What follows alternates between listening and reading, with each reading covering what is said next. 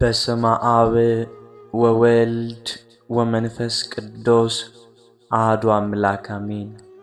የልዑል እግዚአብሔር ቤተሰቦች የእናታችን የቅድስት ድንግል ማርያም የአስራት የበኩራት ልጆች እንኳን ለሰማዕቱ ለቅዱስ መርቆሬዎስ ወርሃዊ መታሰቢያ በዓል በሰላም በጤና ደረሳችሁ። ውድ የእግዚአብሔር ልጆች ከቅዱስ ከገናናው ከሰማዕቱ ከመርቆሬዎስ ረድኤቱን በረከቱን እንዲያውልብን እንዲያሳድርብን የልዑል እግዚአብሔር መልካም ፈቃድ ይሁንልን፣ አሜን። ቪዲዮውን ስትጀምሩ ላይክ፣ ሰብስክራይብ፣ ሐሳብ አስተያየታችሁን በኮሜንት እንድታስቀምጡ ስንል በልዑል እግዚአብሔር ስም በትህትና ቃል እናሳስባለን። ከዚህ በመቀጠል የቅዱስ መርቆሬዎስን ገድሉን እንዲህ በማለት እናሰማለን።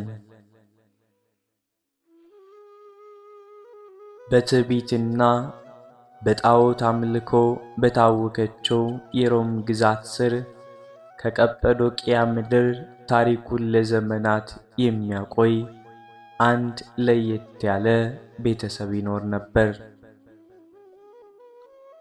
ያስፈሪው ወጣት የፕሉፓዴር በኋላ ደግሞ ስሙ ተቀይሮ መርቆሬዎስ የተባለው አያቱ ጎንዶፎሬስና አባቱ ያሬስ አኗኗራቸው ከከተማው ርቆ በዱርና በገደል ውስጥ አራዊትን በማደን ነበር።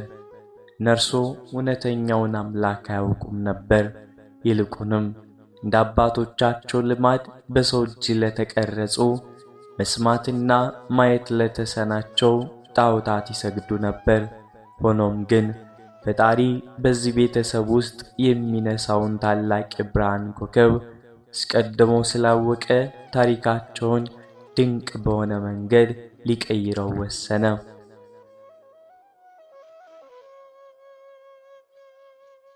በአንድ እጅግ ቀዝቃዛና ጭጋጋማ ቀን ያሬስና አባቱ ጎንዶፎሬስ እንደለመዱት ለረጅም አደን ወደ ዱር ገቡ። ይሁን እንጂ ያ ዕለት እንደሌላው ቀን አልነበረም። ወደ ጫካው እምብርት ዘልቀው በገቡ ጊዜ ምድርን የሚያናውጥና ልብን በፍርሃት የሚያቀልጥ አስፈሪ ድምፅ ሰሙ።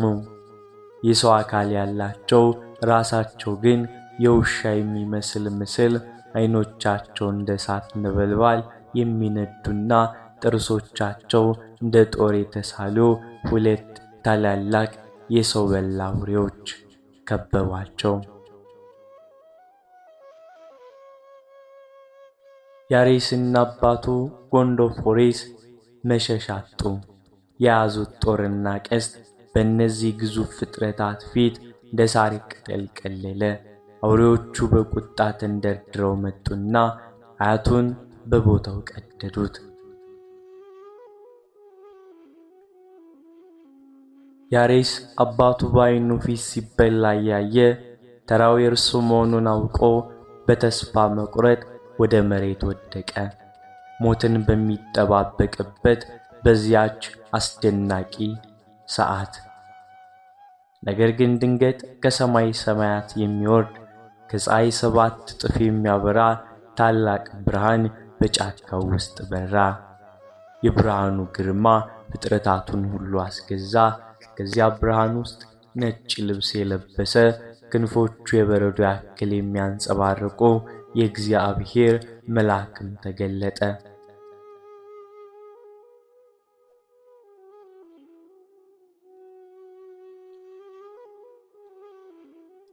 መልአኩ እጁን ወደ አውሬዎቹ በዘረጋ ጊዜ እነዚያ ጨካኝ ፍጥረታት እንደ በግ የዋሆች ሆነው ሰገዱለትም።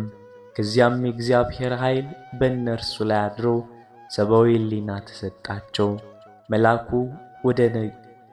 ወደ ደነገጠው ያሬስም ዞሮ በጣፋጭ ግርማ በተሞላ ድምፅ እንዲህ አለው፣ ያሬስ ሆይ አትፍራ። እኔ ሕያው እግዚአብሔርን የምናዘዝ የመላእክት አለቃ ቅዱስ ሚካኤል ነኝ። የአባቴ ነፍስ ወደ ረፍት ሄዳለች። የአባቴ ነፍስ ወደ ረፍት ሂዳለች አለው። አንተ ግን በእግዚአብሔር ፊት የተመረጥክ ነህ። ከእንግዲህ ጣዖት ማምለክን ትተህ ወደ እውነተኛ አምላክ ተመለስ። ካንተ የሚወለደው ልጅ በምድር ላይ ስሙ የገነነ በሰማይም ክብሩ ታላቅ የሚሆን የክርስቶስ የሕያው እግዚአብሔር ምስክር ነውና።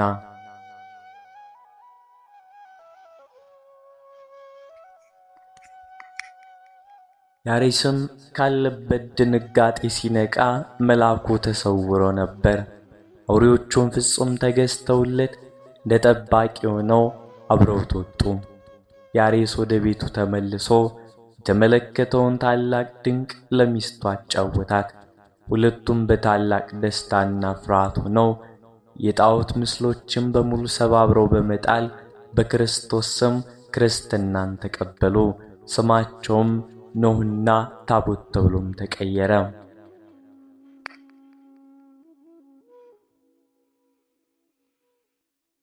ከጥቂት ጊዜም በኋላ ያ የተስፋ ቃል ሆነ። ኖኅና ታቦት ውብና ግርማ ሞገስ ያለው ወንድ ልጅን ወለዱ። ስሙንም ፕሉፓዴር እንዲህ ብለው ጠሩት። ሕፃኑ ፕሉፓዴር በጸጋና በውበት እያደገ መጣ። የአባቱን ወታደራዊ ወኔና የእናቱን መንፈሳዊ ቅንነት አጣምሮ ያዘ። ታላቅ ወጣት ሆነ። በአካላዊ ጥንካሬው፣ በጦር ጥበቡና በፈረስ ግልቢያው በቀጰዶቅያ በዙሪያው ባሉ ግዛቶች ሁሉ ተወዳዳሪ አልነበረውም። ነገር ግን ምድራዊ ታሪክ ሊጀመር የቻለው የድሮው ንጉሥ ዳኪዎስ የፕሉፓዴርን ጀግንነት ሰምቶ ወደ ዋናው የጦር ሰራዊት በጠራው ጊዜ ነበር። ፕሉፓዴር ገና በወጣትነቱ የጦር መኮንን ሆነ። ሰራዊቱን የመምራት ስልትም የመንደፍና በጦር ሜዳ ጠላትን የማንቀጥቀጥ ልዩ ተሰጥኦ አለው።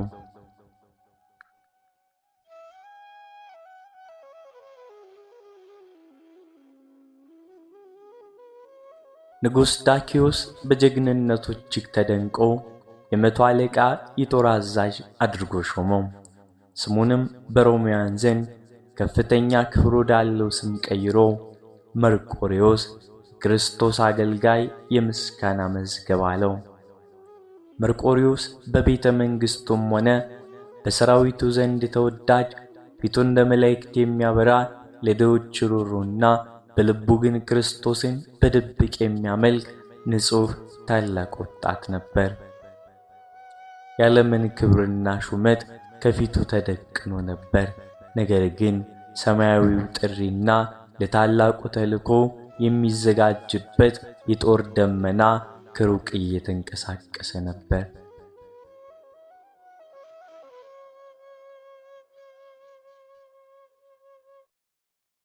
የሮም ግዛት በታሪኳ አይታው የማታውቀው ታላቅ የጦር ማዕበል ተደቀነባት። ቁጥሩ እንደ ባህር አሸዋ የበዛ ጭካኝና ምሕረት የሌለው የአረመኔዎች ሰራዊት ድንበር ጥሶ ወደ ግዛቱን ብርት መገስገስ ጀመረ።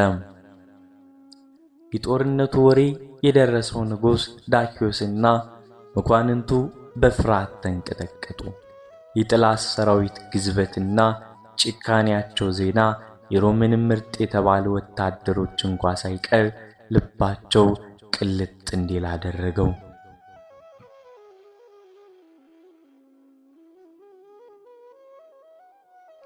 ንጉሥ ዳኪዎስ ተስፋ በቆረጠ መንፈስ ሰራዊቱን ሰብስቦ ወደ ጦርነቱ ምድር ዘመተ።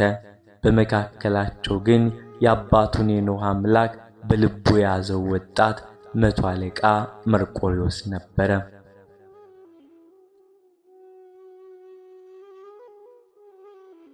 የሁለቱ ኃይላት ሰራዊት ፊት ለፊት በተገናኙ ጊዜ ምድሪቱ በሰረገላዎች በፈረስ ኮቴ ተናወጠች።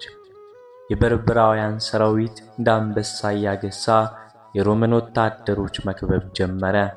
ንጉሥ ዳኪዎስ የጠላትን ብዛትና ግልብጥ ብሎ መምጣት ሲያይ መሸነፉን አውቆ ዋሻ ፍለጋ ሮጠ። ሰራዊቱን መሪ አጥቶ መበታተንና መሸሽ ጀመረ።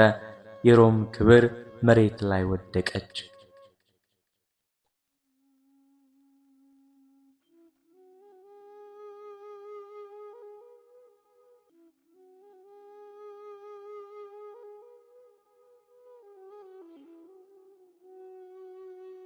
በዚያ እጅግ አስደናቂና ተስፋ አስቆራጭ ሰከንዶች መርቆሪዎስ በፈረሱ ላይ ሆኖ የተበተነውን ሰራዊት እያየ ልቡ በሐዘን ተሰበረ። አምላኬ ሆይ ሰራዊትን አሳልፈህ አትስጥ በማለት በልቡ ይጸልይ ነበር። ድንገት ግን በዚያ በጦርነቱ ትቢያና ጭስ በተሸፈነው ሰማይ ላይ ከሚነደው እሳት ይልቅ የሚያበራ ታላቅ ብርሃን ተቀደደ። በጦር ሜዳው መካከል ግርማው የሚያስደነግጥና ፊቱ እንደ መብረቅ የሚላክስ ታላቅ ሰማያዊ መልአክ ቅዱስ ሚካኤል ተገለጠ። የመልአኩ መገለጥ የጦርነቱን ድምፅ ጭጭ አደረገው። ጊዜው የቆመ መሰለ። መልአኩ ወደ መርቆሪዎስ ቀረብ ብሎ በውስጡ ፍጹም ሰላምና መረጋጋትን የሚዘራ በዚያው ልክ ግን ሰማያዊ ኃይልን የተመላ ድምፅን አሰማ። መርቆሪዎስ ሆይ አትፍራም፣ እግዚአብሔር ጸሎትህን ሰምቷል። ከእግዚአብሔር ጋር ነህ። እነሆ ይህንን ሰይፍ ውሰድና ጠላቶችን ድል አድርግ። ካሸነፍክና ድል ከተቀዳጀም በኋላ አምላክን እንዳትረሳ የሕይወት አክሊል ይጠብቅሃልና።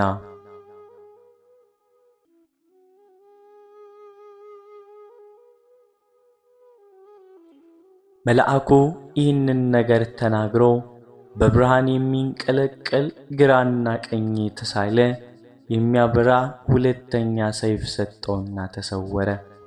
መርቆሪዎስ ከመሬት ተነስቶ ፈረሱ ላይ ሲቀመጥ በውስጡ አዲስ መንፈስና መለኮታዊ ወኔ ፈሰሰ። አሁን በአንድ እጁ የምድርን የብረት ሰይፍ፣ በሌላ እጁ ደግሞ ከሰማይ የተሰጠውን መለኮታዊ የብርሃን ሰይፍ ይዟል። ባለ ሁለት ሰይፉ ጀግና እንዲህ ሆኖ ወደ ጠላት ሰራዊት መካከል እንደ ነበልባል መወርወር ጀመረ።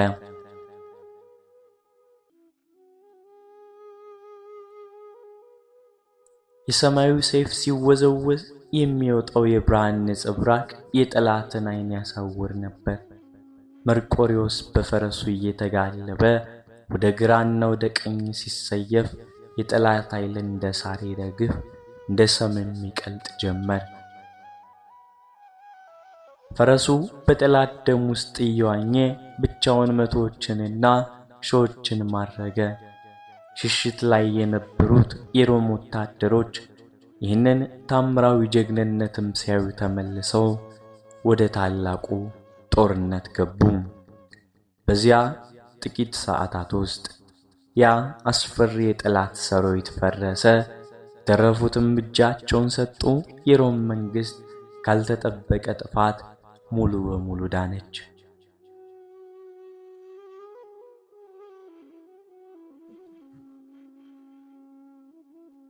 ንጉሥ ዳኪዮስ ከተደነቀነበት ዋሻው ወጥቶ ጦርነቱ በታላቅ ድል መጠናቀቁንና ድሉን ያመጣው ወጣቱ መርቆሪዎስ መሆኑን ሲረዳ ማመን አቃተው። መርቆሪዎስ በሁለቱ ሰይፎች ድል አድርጎ በደምና በትቢያ ተውጦ፣ ነገር ግን ፊቱ እንደ መልአክ እያበራ በንጉሡ ፊት ቆመ። ንጉሡና መላው ሰራዊቱ በመገረም አዩት። መርቆሪዎስ የምድርን ክብርና የታላቅ ድል አድራጊነት አክሊል ተቀዳጀ። ነገር ግን በልቡ ውስጥ የሚያስተጋባው የመልአኩ ቃል ነበር። ካሸነፍክ በኋላ አምላክህን አትርሳ፣ ምድራዊ ድል ተፈጽሟል። አሁን ግን መርቆሪዎስ ከምድር ነገሥታት ሁሉ በላይ ስለሆነው ለሰማዩ ንጉሥ ያለውን ፍቅርና ታማኝነት የሚያሳይበት ልብን የሚሰብርና ይበልጥ መስዋዕትነትን የሚያጠይቅ ሁለተኛውና እውነተኛው ውጊያ ከፊቱ እየተዘጋጀ ነበር።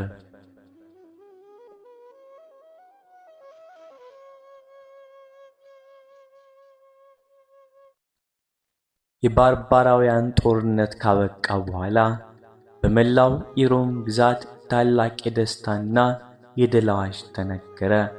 ንጉሡ ዳኪዮስና መኳንንቱ ይህንን ታላቅ ድል ያገኙት በጣዖቶቻቸው በአፖሎና በአርጤምስ ረዳትነት እንደሆነ በማመን በመንግስቱ ዙሪያ ያሉ ሕዝቦች ሁሉ ተሰብስበው ለጣዖታቱ ታላቅ የምስጋና መሥዋዕት እንዲያቀርቡና እንዲሰግዱ ጥብቅ ትእዛዝ አስተላለፉ።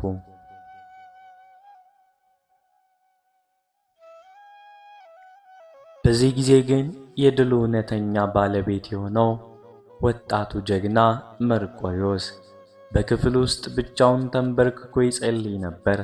መልአኩ የሰጠውን በብርሃን የተሳለ ሰይፍ የነገረውን ቃል ካሸነፍክ በኋላ አምላክን እንዳትረሳ የሚለውን እያሰበ ልቡ በመለኮታዊ ፍቅር ተቃጠለ።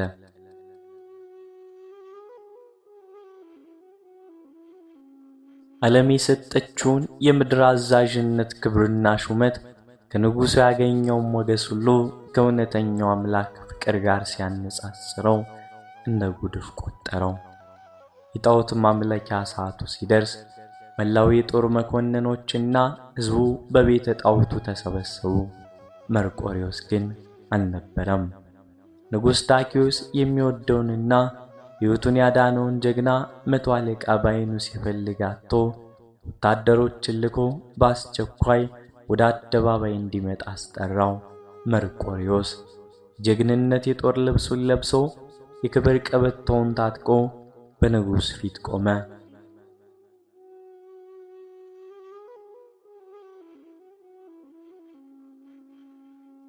ፊቱ ላይ ምንም አይነት ፍርሃት አልነበረም። ይልቁኑ መለኮታዊ ግርማ ይንጸባረቅበት ነበር እንጂ። ንጉሡም ወደ እርሱ አዙሮ በክብርና በትሕትና መርቆሬዎስ ሆይ የሮማ ዳኝ፣ የድላችን ኮከብ ለምን ከተከበረው የምስጋና ሥርዓት ዘገየ? ና አብረን ለአማልክቶቻችን ሰግደ መሥዋዕትን አቅርብ አለው።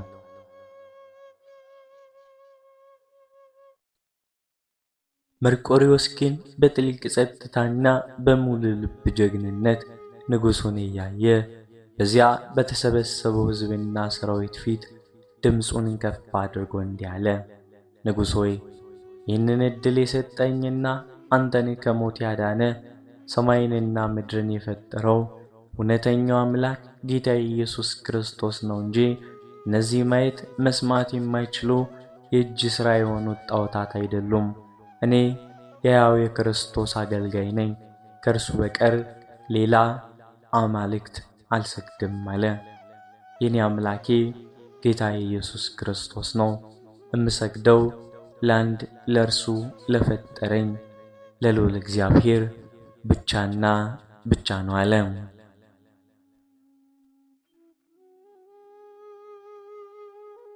ይህንን ተናግሮ የለበሰውን የከበረ የወታደር አልባሳት የወርቅ ሰንሰለቱንና የመቶ አለቅነት የክብር ቀበቶውን አውልቆ በንጉሡ ፊት መሬት ላይ ወረወረው።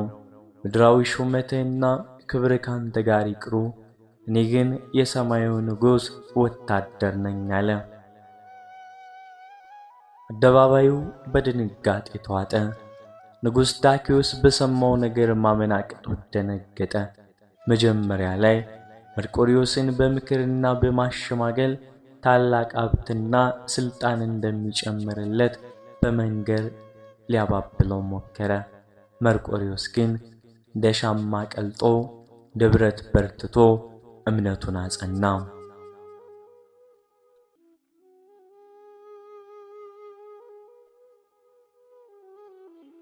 የንጉሥ ፍቅርና አድናቆት በአንድ አፍታ ወደ ክፋት፣ ቁጣና ጭካኔ ተቀየረ። ወታደሮቹን አዞ መርቆሬዎስን በጭካኔ እንዲደበድቡት፣ ሥጋው እስኪቀደድ ድረስ በጅራፍ እንዲገርፉት አደረገ። ነገር ግን መርቆሬዎስ ስቃዩን ሁሉ በትዕግሥት ተቀበለው።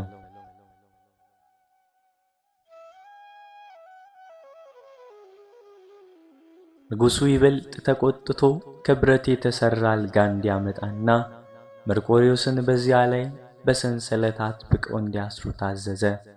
ከዚያም ከብረቱ አልጋ ስር ታላቅ የእሳት ነበልባል እንዲያነዱበትም ተደረገ። እሳቱ የቅዱስ መርቆሬዎስን ሥጋ ማቃጠል ጀመረ። ደሙ እንደ ውሃ ፈሶ እሳቱን እስኪያጠፋው ድረስ ሥጋው ተገሸለጠ። አጥንቶቹም ታዩ። ምድራዊ ጀግና አሁን በአደባባይ ላይ ስለ እምነቱ የሚቃጠል መሥዋዕት ሆነ። ሕዝቡ ይህንን አሰቃቂ መከራ እያየ ያለቅስ ነበር። ንጉሥ ግን መርቆሬዎስ መሞቱን እርግጠኛ ሆኖ ግማሽ ሕይወት የሌለውን አካሉን አስነስቶ ወደ ጨለማው ወህኒ ቤት እንዲጥሉትና ዘበኞች እንዲጠብቁ ታዘዘ።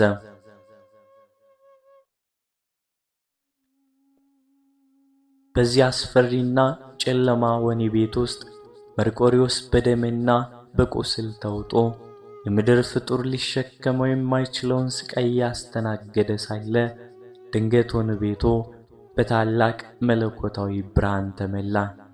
ያ በጦር ሜዳው ላይ ሁለተኛውን ሰይፍ የሰጠው ታላቁ መልአክ ቅዱስ ሚካኤል በግርማ ተገለጠ። መልአኩ ወደ መርቆሬዎስ ቀረብ ብሎ ክንፎቹን በቆሰለውና በተቃጠለው አካሉ ላይ ዘረጋቸው። በዚያኑ ቅጽበት የተቃጠለ ሥጋው እንደገና አዲስ ሆነ። ቁስሎች ሁሉ ጠፉ። ደሙ ታበሰ። ፍጹም ጤነኛና ብርቱ ሆኖ ከመሬት ተነሳ። መልአኩ መርቆሬዎስ ሆይ በርታ፣ ጌታ ካንተ ጋር ነው፣ እስከ መጨረሻው አያቅትም ብሎ ከእርሱ ተሰወረ።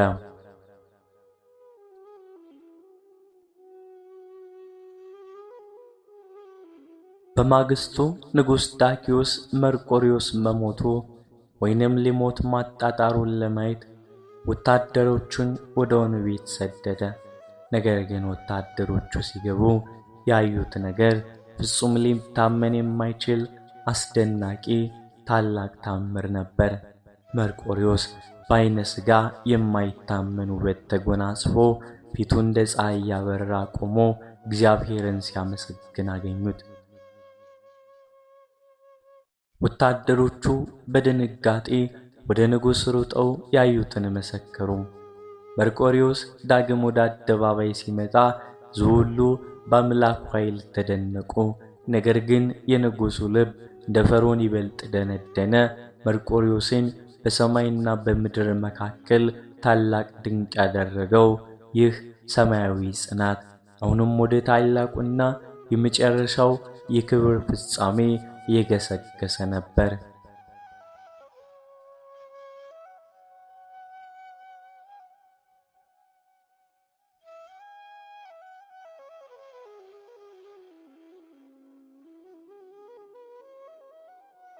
በአደባባዩ የተሰበሰበው ሕዝብና ወታደሮች መርቆሬዎስ ካለበት እጅግ አሰቃቂ የእሳትና የብረት መከራ በኋላ ምንም አይነት ጠባሳና ቁስል ሳይኖርበት ፊቱ ይበልጥ አብርቶና መለኮታዊ ግርማ ተጎናጽፎ በንጉሥ ፊት ሲቆም ሳዩ ማመን አቃታቸው።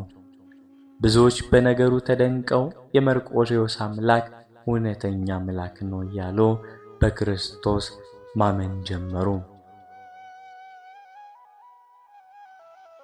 ንጉሡ ዳክዮስ ግን ይህንን ታላቅ መለኮታዊ ታምር በዓይኑ እያየ በክፋትና በትዕቢት የደነደነው ልቡ ሲመለስ አልቻለም።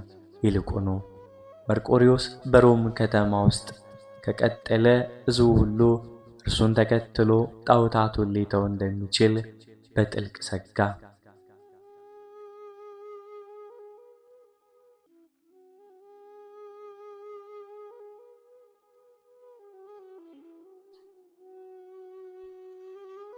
ንጉሡ መርቆሬዎስን ከዓይኑ ሊያጠፋው ወሰነ።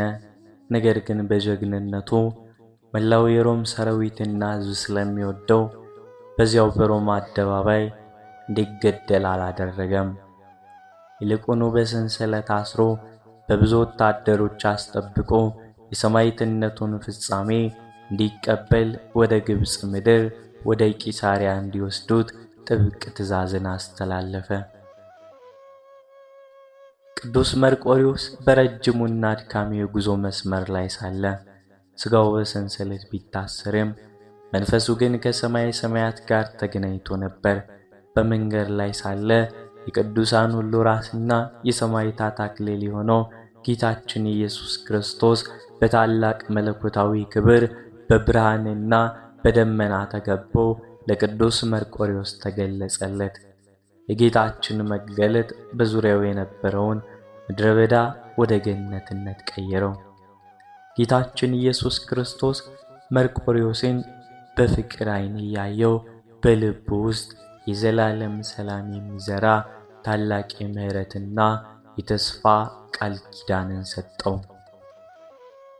ወዳጄ መርቆሬዎስ ሆይ እስከ መጨረሻው ስለታመንክና ስሜን በነገሥታት ፊት ስላከበርክ ብሩህ አክሊል ተዘጋጅቶልሃል።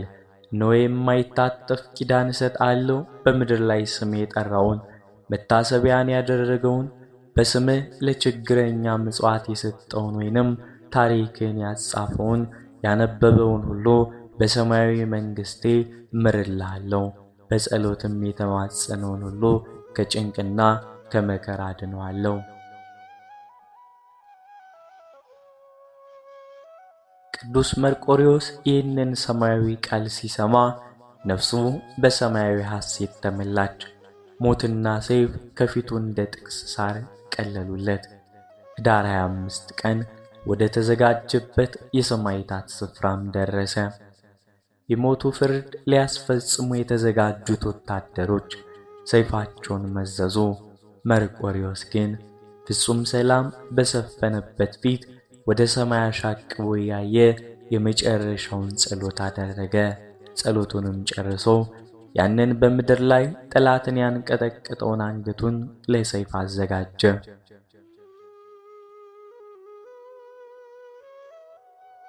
መጋደሉን ፈጽሞ እምነቱን ጠብቆ አንገቱን በሰይፍ ሲቆረጥ ታላቅ ድንቅ ሆነ። ከተቆረጠው አንገቱ የፈሰሰው ደም እንደ ውሃ በምድር ላይ በፈሰሰ ጊዜ ከመሬት ውስጥ እጅግ የሚመስጥ ነፍስን የሚያድስና ድውያንን የሚፈውስ ሰማያዊ መዓዛ ሸቶ አወደ። ይበልጥ ሰዎቹን ያስደነገጠው ግን ከማረፉ በፊት የነበረው ጠቆር ያለ የጦረኛ አካሉ ድንገት ተለውጦ እንደ በረዶ ነጭ እንደ ፀሐይ የሚያበራ መሆኑ ነበር። ይህንን ያዩ ብዙ አረመኔዎች ወታደሮች በዚያው ቅጽበት በክርስቶስ አመኑ። ቅዱስ መርቆሬዎስ ምድራዊ ውጊያ አሸንፎ ወደ ሰማይ ቤት በክብር አረገ። በዚያም የሰማዕትነት የድል አክሊልን ተቀዳጀ።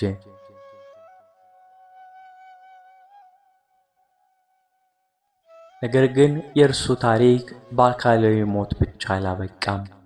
በቤተ ክርስቲያን ታሪክ ውስጥ ቅዱስ መርቆሬዎስ ባለ ሁለት ሰይፍ አቡነ ሰይፈ ዓይን ተብሎ የሚታወቅ ሲሆን በሰማያዊና በሚበረው ጥቁር ፈረሱ ላይ ሆኖ በታሪክ አጋጣሚዎች ሁሉ እየተገለጸ ገዳማትን፣ ቅዱሳንን፣ እውነትን የሚጠብቅ ኃያል ሰማያዊ ተዋጊ ሆነ።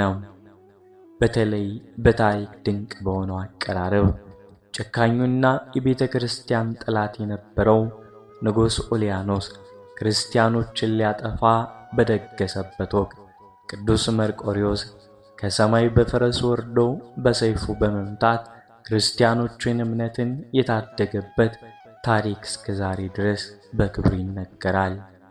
እነሆ የሰማዕቱ መርቆሬዎስ ታሪክ ይህንን ይመስላል።